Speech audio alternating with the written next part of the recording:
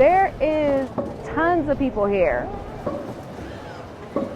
I work for downtown. I keep the city clean. We come up this way and getting ready to clean, and all I seen was bees. It's up there. See it up there? Easily 2,000 bees. 2,500? Easily. Maybe more. It's about 3 pounds, about 10,000 bees that are up there. When I first noticed it, it looked like dog food, the brown little rock dog food. And I went close. I was like, oh, wait, those are bees. I was like, we better call somebody before somebody gets stung. We're going to go up and save those girls, the swarm. They like to hang off the limb, and they're hanging onto each other's legs. That's good. That's good. Said it's been going for like 24 hours. I use a box, put them underneath it, shake the branch. If the queen falls into the box, they all follow her. To see something like this, it's cool. I think we're good. We're good. Coming down. We'll pass it around. You know, we got a few people here. And come on over, folks, if you want to look. These bees are very, very docile. They fill themselves up with honey before they swarmed. You very seldom ever get stung. Hi, sweeties. You want to look closer? They don't sting me, but they're very, very gentle. So let's see if we can get one to climb. There we go. Oh, she's so brave. There you go. She's walking very gently, isn't she? Woo! Woo! Who wants to hold bees? Yeah!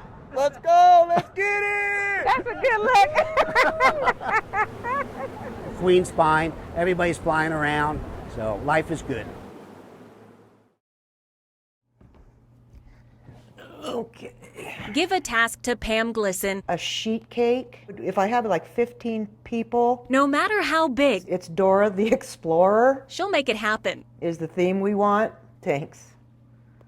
Oh, they do Dora all the time. So the job in her own backyard after the storm, no big deal. And they just blew in. And, you know, I would have thought they would have blown out, but they didn't. They stayed. Yeah. And then more blew in behind them. And I thought, you know, tumbleweeds. And throw them over the fence, bag them. Somehow I can get rid of them. But she has never known this many of them. It's all covered now. Even for Pam, this task is too big. I don't know what else to say. It's overwhelming. But don't think for a second she didn't try. This I did by myself. Try to reveal her garden and give Sunny a spot to play. Yeah, they're very thick and very dense, so that's why I gave up doing it myself. Her arms show the effort. And they poked through, you know, a fleece sweatshirt. The weeds have won for now. Not for long, though. I can't take it anymore. I just can't look at it anymore. The experts Pam called arrive tomorrow. No one ever said Pam had to complete her task alone. It'll be gone. It'll be gone soon, and it'll be spring again, and we'll get it all back to where it was. In Aurora, Katie Eastman, 9 News. All right, guys, are we ready? Deliveries are best made in person. Just help me hold that, okay? The Sandoval family is here today What is it? to do just that. Handprint. You can go take it in and give it to them. This is just really symbolic of the thin blue line that represents the law enforcement and the public. While Christine Sandoval planned this gathering, I haven't seen those people in a really long time. she didn't know what she was walking into. I didn't realize his classmates were here. Classmates of her brother, Officer Ron De Herrera. We've spent 26 weeks together in the academy. Police Academy class of 1997.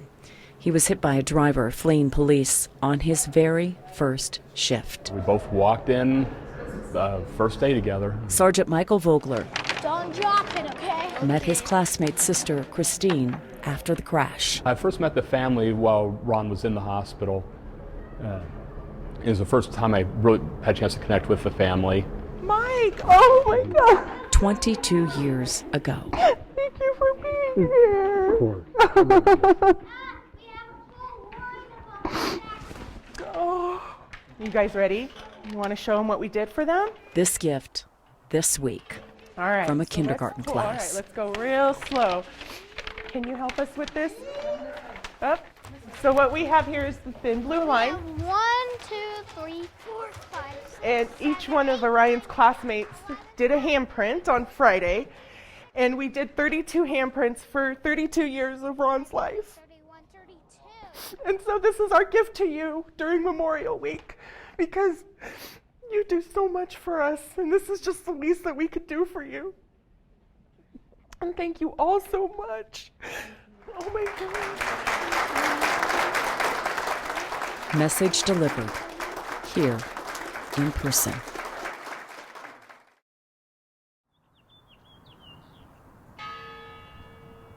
It's a very solemn, sad day, and yet joyful too. We lost him on April 10th. What resonates at Fort Logan more than loss We were married for 55 years. is love. A great guy. The kind of love Sherilyn Plowman has for her husband. Okay, follow me. This ceremony was very important to him. He really wanted to have this service. What echoes across the cemetery is service.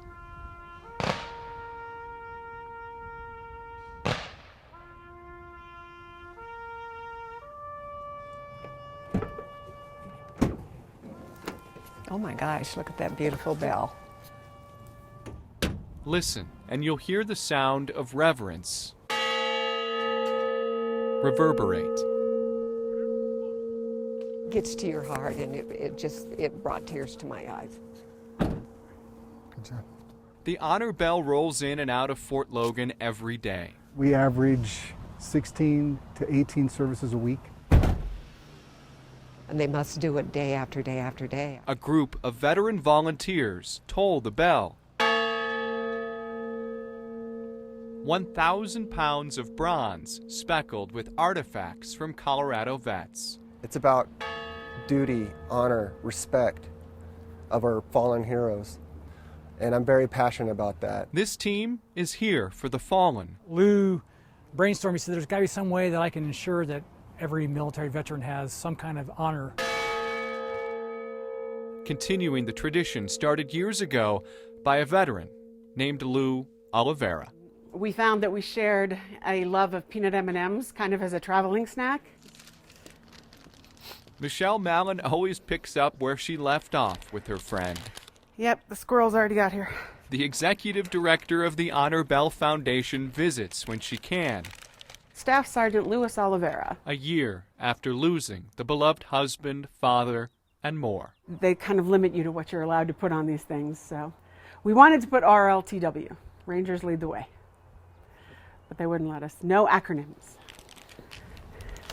Long before Lou met Michelle, he served and fought in Panama. Things went awry pretty early in the operation, and Lou was shot several times, and for a very long time he wondered why he didn't die, that there must be some purpose, something that he was meant to do. Lou attended the funeral of his friend's father, a World War II vet, and noticed something missing. There were no honors. Nobody showed up to do honors. For whatever reason, we don't know. Lou dreamed up the bell and found purpose in sounding the loss of a veteran. For the last 4 years of his life, it was everything. It was every day for all of us. Service after service, Lou tolled the bell hundreds of times by himself. He saw a problem and he fixed it. And he built a community around himself and the bell to address it. It was easy to see the bell was his passion. Few knew of the pain he held inside. Like many veterans, he struggled with PTS. He struggled with the physical pain of his injuries from that combat mission. July 12th, 2018. It's tough. Is no easier to talk about a year later. It was a pretty sad day. And, you know, at first when he passed, for me, I didn't want to say it to the public. I didn't want to talk about it. And unfortunately, later that evening, he took his life. More than 6,000 veterans make the same choice every year.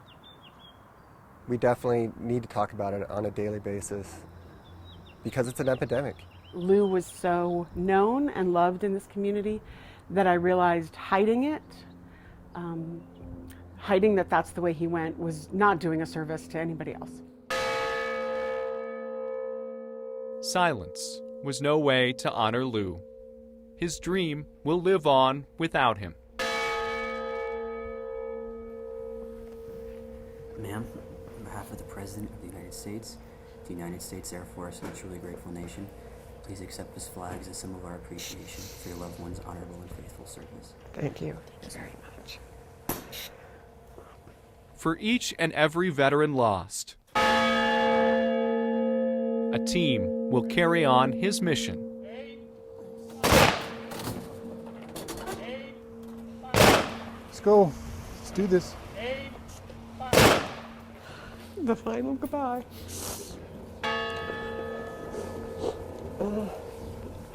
It's a very solemn ceremony, isn't it? It's beautiful. Jim would be so proud and honored. They'll toll the honor bell for all who served and make sure it's loud enough for Lou. He gets to hear that bell toll every day. Noel Brennan, 9 News.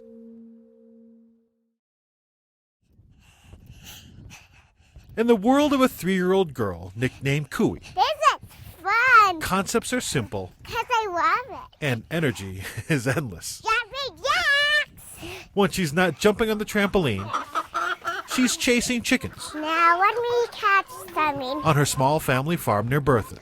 You got out, buddies. You got out, guys. I'm so happy. When it's time to stop for a snack, we can talk about how between Cooey and her older sister who's 5, Cooey is the easier one to handle. Thank you for the milk. According to Mom, Melissa Kepler, who says the 2 sisters are best friends. We can barely get the kids to sit down for meals. They just are tearing around, and I throw food out on the porch like I'm feeding wild dogs or something. What's amazing about Cooey isn't her energy. I'm riding my bike in a circle. What's amazing about this 3-year-old little girl is her heart. So this is a picture of Cooey the night of her surgery. And She was 4 months old. you just can't imagine what that is like to see your kid sitting like that. Doctors told Melissa that her new daughter was born with a serious problem. Which was essentially a plumbing defect of the heart. If you think about your heart, it's this ball of muscle, right? And it's wrapped in these blood vessels that supply blood to that heart. But Cooey's blood vessels developed incorrectly. Instead of attaching to the aorta, bringing fresh oxygen to the heart, her vessels attached to the pulmonary artery, which carries deoxygenated blood. So her heart just wasn't getting the oxygen it needs to sustain that heart muscle. Cooey's heart was starting to die. Those are the kids that end up, it ends up being a SIDS baby. It ends up being dead in the bed that night. And if we hadn't discovered this, that would have been her. She needed immediate open heart surgery at Children's Hospital. Things looked grim at that point. I think it was our anesthesiologist who came and as part of his consent said, this is, she's got a 50-50 shot of surviving this surgery. That was close. Not only did Cooey survive, I can run. she is thriving, even though her heart still has a malfunctioning valve. Just the fact that she survived her surgery and then she recovered and now she's growing her heart into some sort of efficient machine that powers this really wild kid. She can do anything. She can do absolutely anything. Cooey is supposed to have more surgeries. Instead, she's had none. I have no explanation for why that is. She's supposed to be weak. And this year, Cooey just completely independently said, this year I'm running the Boulder. Cooey is training for the 10K or 6.2 mile race. Okay, let's jog. I know you're faster. The race that her extended family runs every year on Memorial Day together. What do you think? Think you can keep this up for 6 more miles? Yes. Don't forget, she's still just 3. No, I'm too tired. You're gonna whine. Energy-wise, she could run 100 miles. Getting her to run in a single direction, hands off my face. That's gonna be the challenge. Think we can do the whole boulder like this? Yeah. You think so? Huh? Whether she finishes the race or is carried across the finish line. We thought we'd show Cooey to the world and show how strong her heart is, show how great she's done, how well they did at Children's Hospital, how well all the people did that got her to this point. is really uncommon. In the world of a 3-year-old, anything is possible. And Cooey's run is just getting started. I think she really did wear herself out showing off for you guys. Nelson Garcia, 9 News.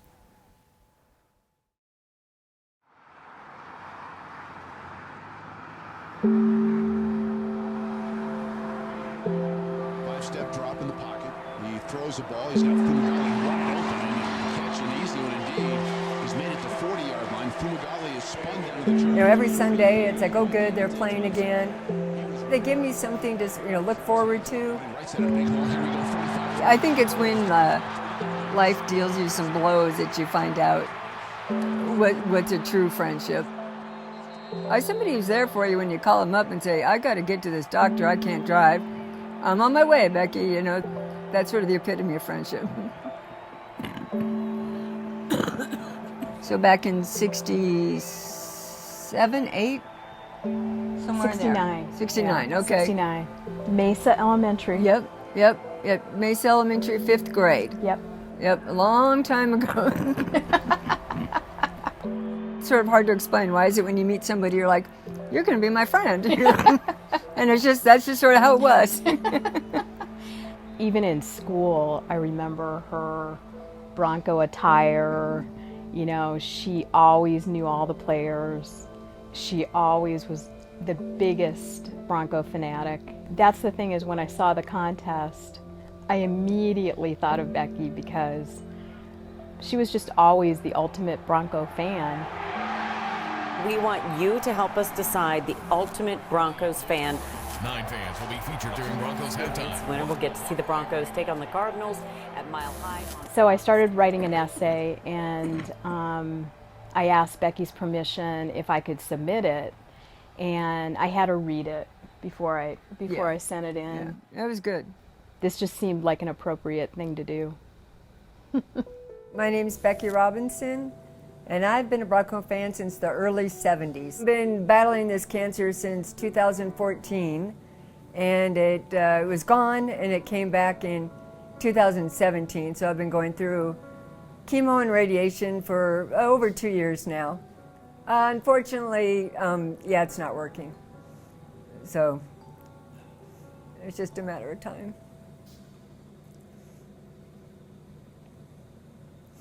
But I've enjoyed it while I've been here. One thing is that she said she wanted to go to San Diego.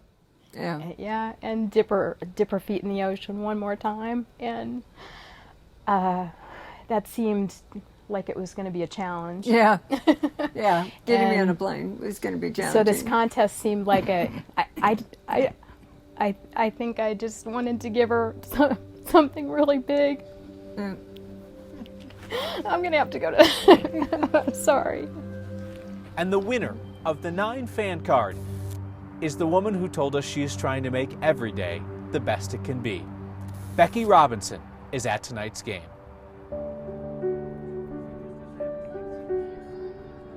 Oh, this breeze feels so good. Perfect. Yep.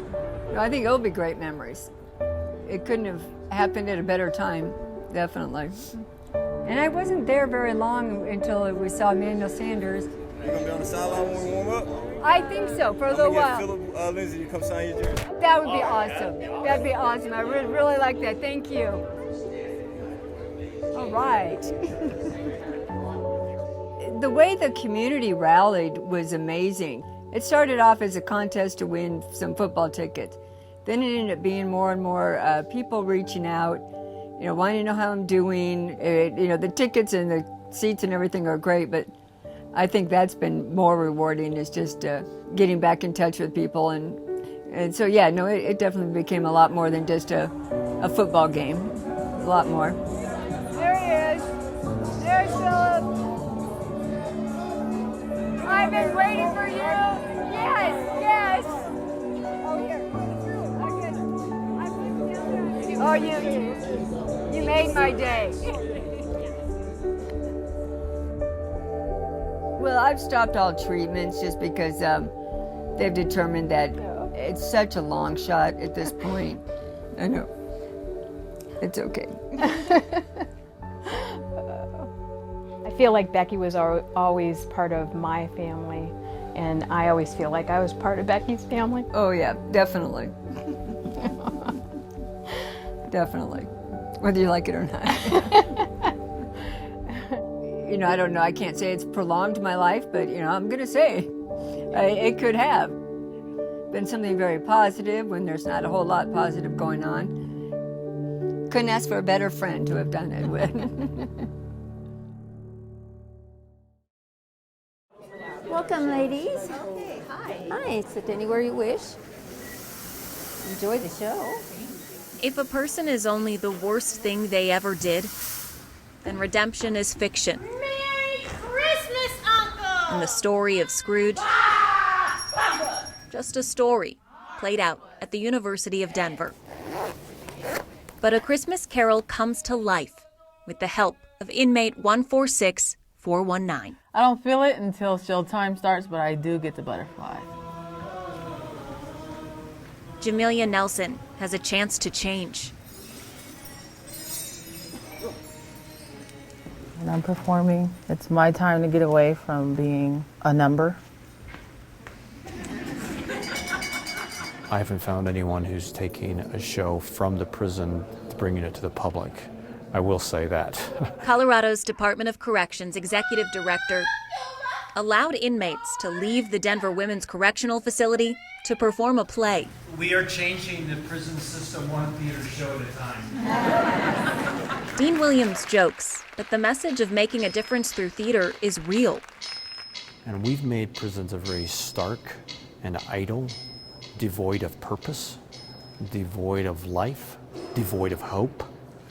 And people who live there get worse, not better.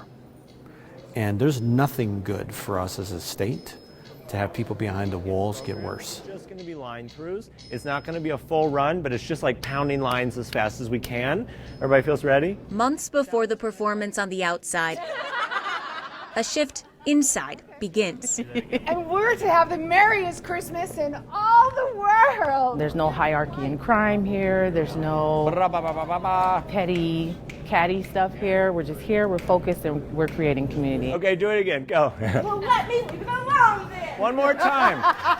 Yes! One more time. Leave it alone then. Yeah. For 2 hours a week at rehearsal, Jamelia feels hope. Hope that she can give something back after taking so much. A life. I've taken a life. I was in a domestic violence situation and relationship, and I took my victim's life out of self-defense, and his family every day, I think of them every day. I think of him, and I know it's hard for people to understand that or hear that, but that is what I've taken from society. She was 23 years old. Jamelia told a Denver police officer that during an argument with her boyfriend, she used a kitchen knife to stab him in the chest. A jury found her guilty of first-degree murder. She was sentenced to life without parole. Can we make a big standing circle, please? At play rehearsal, there's still no escape from reminders of what they've done. And when you're ready, we're going to take a big breath in, hold it, and let it go. I hold my breath, hoping for Gerald and Zolo a sunlight. have held their breath for 12 years. And I said to God, how can this possibly be? There is no easy way for parents to comprehend their child killing someone. So this whole situation, it's kind of been bittersweet, you know, because I know the family lost a son, you know. So I have a heart for them too. I really do. And good afternoon, Your Honor. Eric Klein and Aurora Randolph on behalf of Ms. Nelson, who is present in custody. But pride in their daughter can exist next to the pain. Okay. So they breathe in and never miss a court date. This date is different. Your Honor, the parties have reached a plea agreement. I think the prosecution just agreed that she's not someone who should be serving life in prison. Jamelia's attorney argued she was a victim of domestic violence. It's extremely rare. And I think that Ms. Nelson's a special case, and she's a special person. I think the prosecution really recognized that this is a different kind of case than what they normally see. If the judge agrees to the plea on January 27th, her conviction will be vacated and she'll plead guilty to second-degree murder. Jamelia could get out of prison in less than a decade. Welcome to the show. Ooh. A life sentence changed by lawyers. I told her I won an Academy Award performance. A life changed by a play. So we'll see. Marley was dead to begin with. They've performed the show 11 times. To live doesn't mean you're alive. Doing this, I feel alive. With a small cast and crew, Jamelia takes on several roles. This performance is in the prison for their families.